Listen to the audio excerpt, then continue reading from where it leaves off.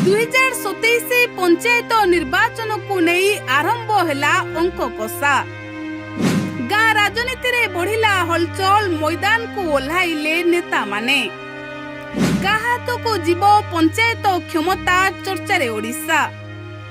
2027 पंचायत निर्वाचन को आउ किछि समय बाकी थिले मध्य ओडिशार राजनीतिक पाणीपाग एबे ठारू सरगरम हेबाकु लागिछि।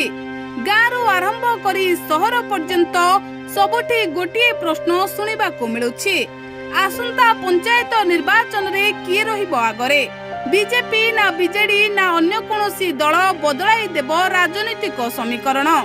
2024 विधानसभा निर्वाचन रे ओडिशा रे क्षमता परिवर्तन हेबा परे गाँ राजनीतिर चित्र मध्य धीरे धीरे बदलुछि। शासक दल निज संगठन को आहुरी मजबूत करिबारे लागिथिबा बेले विरोधी दल मध्य हारिथिबा जनधारा को फेराई आनिबा पई रणनीति प्रस्तुत करुछि। राजनीतिक विश्लेषकक मतरे पंचायत निर्वाचन केवल स्थानीय निर्वाचन नुहे, यह गाँ स्तर रे दलर प्रकृत संगठन केते मजबूत ताहार परीक्षा होइथाए। तेणु प्रत्येक दल एही निर्वाचन को अत्यंत गुरुत्वर सह नेउछंती। एपटे बीजेपी सरकार विभिन्न योजना और प्रशासनिक पदक्षेप को गाँ स्तर रे पहुंचाइबा पई दलीय नेता माने सक्रिय थिबा देखिबा को मिलुछि।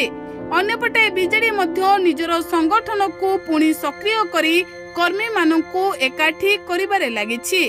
तेणु आगको पंचायत निर्वाचन निकट होई आसुथिबा बेले केउ दल बाजी मारिबो ताहा समय कहिबो। Bureau report, Odia news tube.